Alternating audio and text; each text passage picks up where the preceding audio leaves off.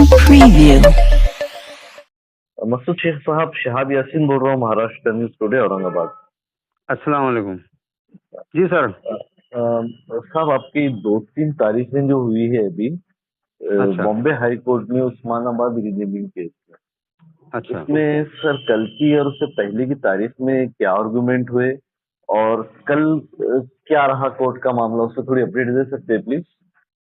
बिल्कुल बिल्कुल। इससे पहले जुम्मा के दिन अपने आर्गुमेंट औरंगाबाद और उस्मानाबाद की रखी गई थी। जुम्मा के दिन सुबह में ही मैटर था, मगर कोर्ट के अंदर सिर्फ अर्जेंट मैटर आने से वो अपना जो वक्त है वो दोपहर से आया कोर्ट के अंदर। और कोर्ट के पास सिर्फ 40 मिनट थे। तो चीफ जस्टिस ने तळेकर साहब और अंतुरकर साहब को बताया कि आप दोनों मिलके 40 मिनट में ये बहस कंप्लीट करो करके। तो पहले तळेकर साहब ने औरंगाबाद तरफ से शुरू किए, मगर 40 मिनट अंतुरकर साहब को ही बस नहीं आए। 40 मिनट 45 मिनट में उन्होंने बहुत अच्छी बहस उधर औरंगाबाद के बारे में उधर से पूरी बातें रखी। और जो लॉ पॉइंट के ऊपर उन्होंने बात करना था वो पूरी अच्छी तरह, मतलब उनका मैटर था वो रेवेन्यू एक्ट का अंदर जो सेक्शन के अंदर औरंगाबाद और उस्मानाबाद का नाम चेंज किया गया है, वो सेक्शन क्या बोलता है और सेक्शन के अंदर में क्या बातें बताई गई है और गवर्नमेंट ने क्या किया है और कैसा रॉन्ग किया है, ये अंतुरकर साहब ने उस दिन बताया। 40 मिनट उनका खत्म होने के बाद फिर कोर्ट ने फिर उस्मानाबाद का तो वक्त नहीं था, तो उन्होंने दूसरे दिन उस्मानाबाद का सुबह ही मैटर रखे थे कि तुम कल सुबह अपना पूरे करो बोल के। कल सुबह में भी एक और अर्जेंट मैटर आने की वजह से अपना हमारे जो उस्मानाबाद की सुनवाई है वो तकरीबन 2:30 बजे के बाद, जब लंच के बाद अपनी सुनवाई आई। और 2:30 से लेके 4:15 बजे तक तळेकर साहब ने उसके अंदर बहस की है। नहीं सर, बीच में जो सरकारी वकील के आर्गुमेंट कंप्लीट होने के बाद अटॉर्नी जनरल की जैसे, उसके बाद भी उस्मानाबाद के मैटर में सरकारी वकील तरफ से कुछ बोला गया था, वो क्या बात थी? उसमें तळेकर साहब तळेकर ने कुछ राइटिंग में बोल तो कुछ नोट्स दिए थे और कुछ बातें हुई तो बोल तो अंतुरकर के और तळेकर की जो आर्गुमेंट हुए थे, तो उसके अंदर उस्मानाबाद की पूरी थोड़ी आर्गुमेंट होने के बाद ने जो एडवोकेट जनरल है वो पॉइंट को लेकर इससे पहले एडवोकेट जनरल ने क्या किया था कि मंत्रिपरिषद की जो बात है सेक्शन बोल तो 64 या 164 है, तो वो मंत्रिपरिषद की बात जो चल रही है वो दो लोगों का मंत्रिपरिषद था डिसीजन लेने का सही। तो वो उस टाइम एक बीच में जो चीफ जस्टिस ने एडवोकेट जनरल को क्रॉस किए थे कि तुम्हारा मंत्रिपरिषद का क्या रूल है, मिनिमम मैक्सिमम कितने रहना चाहिए। तो एडवोकेट जनरल ने मैक्सिमम की बात की थी, मैक्सिमम 10% बोल के, मतलब मिनिमम का कोई ये नहीं है बोल के उन्होंने ये किए थे। मगर वो जब बात उनके ख्याल में आई कि ये गलत स्टेटमेंट हमारे तरफ से गया है, तो उन्होंने उसको सुधारने का वास्ते दूसरे दिन कोर्ट से वक्त मांगा था तळेकर के आर्गूमेंट के पहले। तो उन्होंने वक्त मांगा था, तो उन्होंने बताया कि वो जो सेक्शन उसके अंदर है, तो उसके अंदर मिनिमम जो है वो 12 का ये है बोल के मंत्रिपरिषद का ये। मगर उन्होंने बोला कि हमने हमारे 2 लोगों के मंत्रिपरिषद ने जो डिसीजन लिया है वो डिसीजन पहले के सरकार के पूरे मंत्रिपरिषद का निर्णय रेगुलर करेक्ट किए। ऐसा तो कोई कभी हुआ नहीं और होता भी नहीं कि पहले एक डिसीजन कैबिनेट ने लिए उसी को कैबिनेट में रखे और उसी को हर अपना क्रेडिट लेने के वास्ते ये करने के वास्ते फिर से वही डिसीजन को दोहराए, ऐसा होता नहीं कभी, मगर उन्होंने उस दिन किया है। तो अभी कल तळेकर साहब ने ये सेक्शन के अंदर बहस करते हुए यही बताया कि इससे पहले उद्धव ठाकरे साहब ने जो डिसीजन लिए थे उनको राज्यपाल ने बोला गया था कि तुम्हारा मंत्रिमंडल का विश्वास आप खो चुके हैं, तो आप उसके अंदर इसके अंदर अपना विश्वास दर्शक ठहराव पास करो, आप अल्पमत में आए वाले हैं। तो जब ये अल्पमत में आए वाली सरकार थी, तो वो सरकार ने रात को 10 बजे कैबिनेट लेके आनंद फानन में उस्मानाबाद और औरंगाबाद का नाम चेंज किए थे। जो कि सरासर गलत था कि अल्पमत की सरकार कोई मैटर में डिसीजन ले नहीं सकती। और 10 बजे उन्होंने डिसीजन लिया और 11 बजे रिजाइन किए। अच्छा। तो ये रिजाइन किया वाला और अल्पमत का सरकार का जो डिसीजन है, इन्होंने ये सरकार जैसे ही सिंधिया और फडणवीस की सरकार आई, उन्होंने भी पहले तो ये डिसीजन कैंसिल किए 16 तारीख को। और 16 तारीख को कैंसिल 15 तारीख को कैंसिल किए और 16 तारीख को कैबिनेट लेके औरंगाबाद और उस्मानाबाद का उन्होंने डिसीजन लेते टाइम ये भी करे कि पहले जो उद्धव ठाकरे सरकार ने औरंगाबाद के सिर्फ छत्रपति नहीं लगाया था, संभाजी नगर लगाए थे। तो उन्होंने छत्रपति संभाजी नगर ऐसा एक कैबिनेट में डिसीजन लिए। वो तो बोल रहे कि हम पहले के कैबिनेट का हमने पूर्ण बहुमत के कैबिनेट का डिसीजन को फॉलो कर रहे, मगर ऐसा नहीं हुआ। उन्होंने एक नाम ऐड किए छत्रपति संभाजी नगर बोल के, और वो डिसीजन उन्होंने लिया। ये कल तड़ेकर सामने पूरे तफसीलवार बताए कोर्ट के सामने। अच्छा, और कल 2 दिन रुके। 18 मार्च को जो हुई है, 19 मार्च को जो हुई, कल होया लेवल 19 मार्च को। हाँ। अच्छा। तो उन्होंने वो बताया कि मंत्रिपरिषद कितना रहना चाहिए, कितना नहीं रहना चाहिए, और इन्होंने लिया वाला डिसीजन ये सब क्रेडिट लेने का किया वाला डिसीजन है। ये पूरा पॉलिटिकल डिसीजन है। पहले से गवर्नमेंट बता रही कि ये पॉलिटिकल डिसीजन नहीं है, ये हमारा पॉलिसी डिसीजन है। पॉलिसी डिसीजन है तो फिर ये उद्धव ठाकरे का साहब का तुमने ठहराव क्यों रद्द करे, 2 दिन क्यों इंतजार करे, 17 सितंबर आने का इंतजार क्यों करे मराठवाड़ा मुक्ति संग्राम के दिन का। और फिर बाद में दो लोग, सिर्फ एक मुख्यमंत्री है, एक उप मुख्यमंत्री है, ये दोनों ने डिसीजन लिए। ये सरासर बोल तो गैर कानूनी है। कोई भी रूल्स के अंदर ये चीजें बैठते थे, ऐसा तरीके सामने बहुत तफसीलवार ये सब चीजें बताई। अच्छा सर, और इसमें उसके एक अंदर सवाल है मेरा। जी जी, बोलिए हाँ सर, प्लीज। और उसके अंदर ये जो हमारा एडवोकेट जनरल जो है वो इलाहाबाद का जो प्रयागराज हुआ, और वहाँ जो पिटीशन आई थी, और वो पिटीशन रिजेक्ट की गई। जो लोगों ने पिटीशन दाखिल किए थे उसके अंदर जो बातें आई वो तरीके सामने सब कुछ बताया कि वो वहाँ की जो प्रयागराज का जो उत्तर प्रदेश गवर्नमेंट का यह था कि वहाँ एक कमेटी बनाए थे 4 लोगों की। वो कमेटी ने एक रिपोर्ट तैयार की थी कि वो प्रयागराज का क्या इम्पोर्टेंट है, पहले नाम था नहीं था, फिर वो नाम रहने से क्या है। तो उसके अंदर जो वो जो कमेटी ने 2 फिलोसोफर का जो रेफरेंस लिया था, वो 2 फिलोसोफर मुस्लिम के हैं वो। और अच्छा। ऐसा होने के बावजूद वो नाम तो रिकमेंडेशन पुराना जो पूरा मटेरियल तैयार करके वो रिकमेंडेशन स्टेट गवर्नमेंट को भेजा, और स्टेट गवर्नमेंट ने उसके अंदर डिसीजन लिया। ऐसी बात थी तो उस्मानाबाद वास्ते और औरंगाबाद के वास्ते तो हुई नहीं। औरंगाबाद का तो सवाल नहीं आता, कभी नाम था नहीं।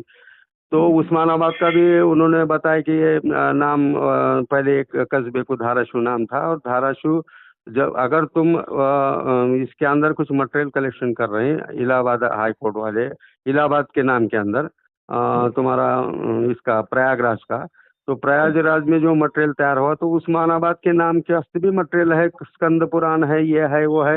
यहाँ के स्कंद पुराण में ये जो नाम था उस्मानाबाद के धाराशिव में, वो रक्किस का नाम था, ये स्कंद पुराण में लिखा गया है, गवर्नमेंट गैजेट में है 2014 की, कि वो धाराशिव एक रक्किस था। यहाँ की एक स्टोरी है उसके अंदर, वो एक्सेप्टेड स्टोरी है। फिर ये मटेरियल यहाँ क्यों नहीं यूज होता, ऐसा उन्होंने बोलते।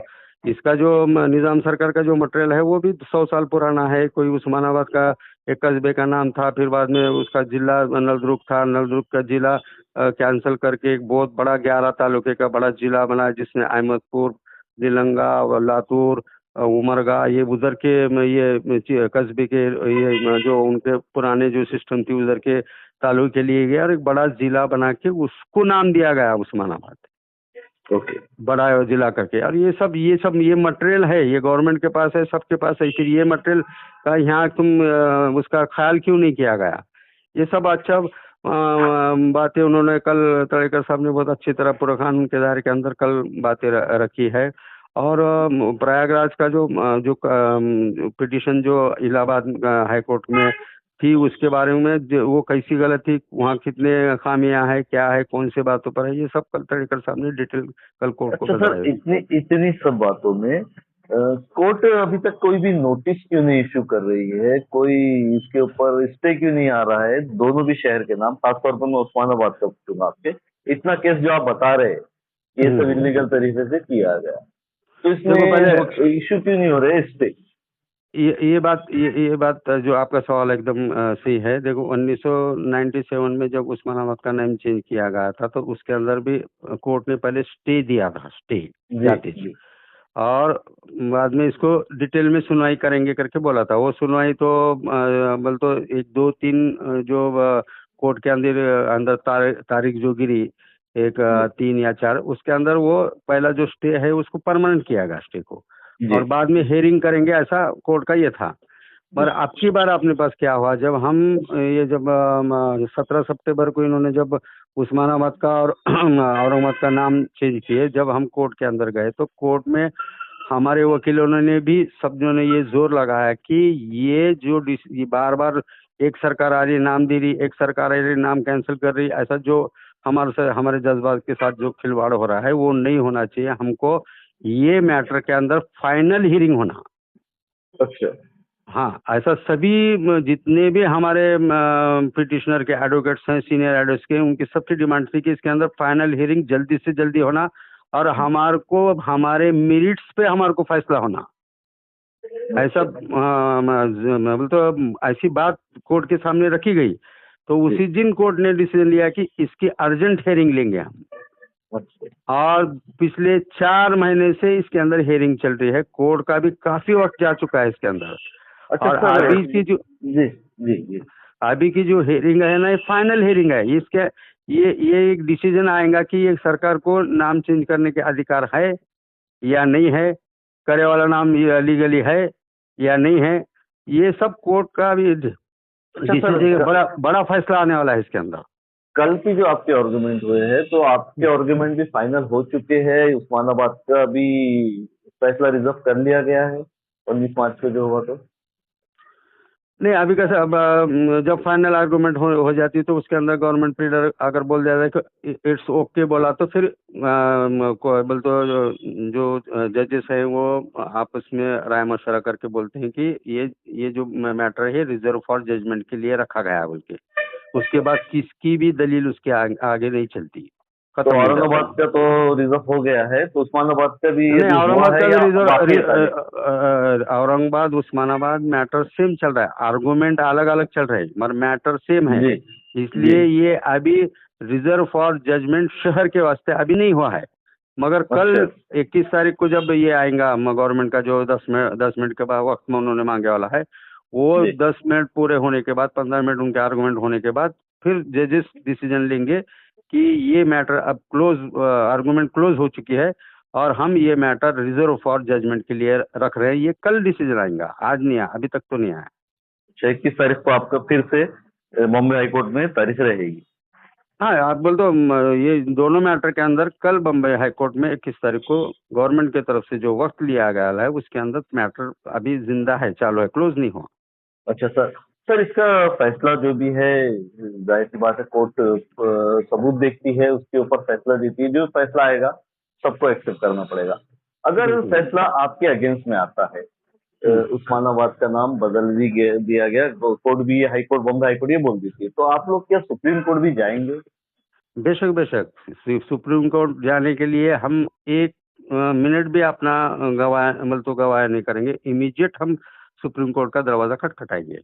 वैसे तो मेरी वैसे जो तैयारी भी हो चुकी है।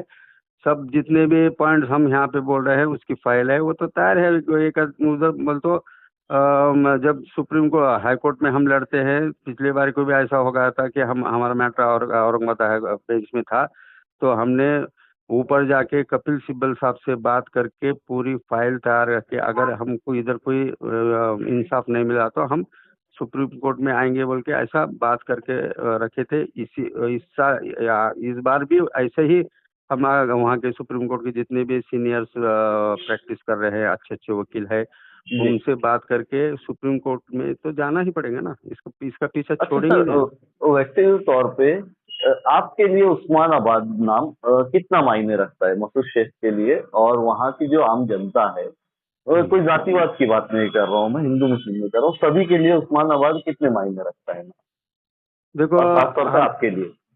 देखो जी हम ये जो हमारा नाम है, ये हमारा हमारा कल्चरल है। जी और हमारा कल्चर को प्रिजर्व करना ये हर शहरी की जिम्मेदारी है। जी जैसा हर शहरी की जिम्मेदारी, वैसे मेरी भी। और हम मेरे साथ जो पिटिशनर हैं, हम सतराटा आजिमाजी नगर सेवक हैं, उनकी सबकी जिम्मेदारी है जी कि हम हमारे ये उस्मानाबाद के नाम से मोहब्बत करते हैं। जी हमारा जब एक हम जब नाम लेते हैं शेख, समझो अब मेरा नाम मैं ले रहा हूँ, शेख मसूद इस्माइल, पीछे में जो उस्मानाबाद लगाना, ये मेरे लिए बहुत फख्र की बात है पहले से। जी और वो हमारा वो नाम हमारे जज्बा से जुड़ा वाला है। मैं इस नहीं बोल रहा हूँ, यहाँ के हर आदमी का, जितने भी कोई भी जात के आदमी हो, ये हो, उन्होंने फख्र से उस्मानाबाद नाम लेते हैं ना। उनका पैदा वो ये शहर में पैदा हुआ है, इस जिले में पैदा है, उसका नाम उस्मानाबाद था। वो जो बच्चा यहाँ पैदा हुआ, कोई चाहे कोई जात का हो, वो उस्मानाबाद को तो भूल नहीं सकता ना। ठीक है। कहीं भी इंग्लैंड अमेरिका में भी रहेगा तो वो उस्मानाबाद, मैं उस्मानाबाद महाराष्ट्र से हूँ, इंडिया से हूँ बोलेंगे ना वो। तो जी ये जज्बात इसका हमारे उसके साथ जुड़े वाले है, हमारा कल्चरल जुड़ा वाला है हमारा। और हम उस्मानाबाद के मतलब नाम से हमारे को बहुत लगाव है पहले से। और ये नाम कायम रखने के वास्ते यहाँ का हर शहरी, यहाँ का जिले का हर ये उसके अंदर जद्दोजहद करेंगे। और हमको सबको सपोर्ट है, पब्लिक का सपोर्ट है। और एक जात के पब्लिक का नहीं, हर हर समाज के लोगों का सपोर्ट है हमारा। जो हम ओके सर। पिटिशन आज औरंगाबाद में भी इसमें बॉम्बे में पिटिशन चला रहे हैं, तो सारे लोगों की नज़र है इसके ऊपर, और सब लोगों की जज्बात जुड़े वाले हैं वो। तो हमारे लिए तो ओके बहुत सर। मायने रखता है sir. Okay sir, thank you so much sir वक्त देने के लिए। हम अगली तारीख पे भी आपसे फिर अपडेट लेने की पूरी कोशिश करें। Thank okay you sir, sir. सलाम।